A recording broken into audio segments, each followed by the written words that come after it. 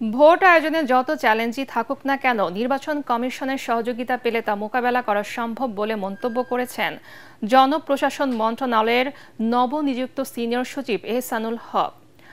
মন্ত্রণালয়ে যোগদানের পর সাংবাদিকদের সঙ্গে আলাপকালে তিনি এই মন্তব্য করেন।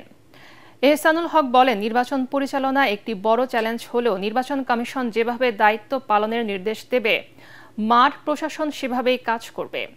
তিনি আশা প্রকাশ করেন, আওয়ামী আমলের নির্বাচনের মতো এবার নিরপেক্ষতা নিয়ে আর কোনো প্রশ্ন উঠবে না।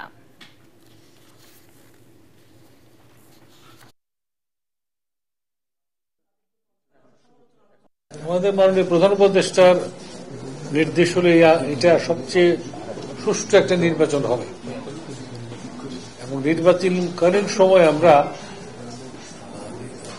প্রধান নির্বাচন কমিশনের অধীনে চাকরি করব।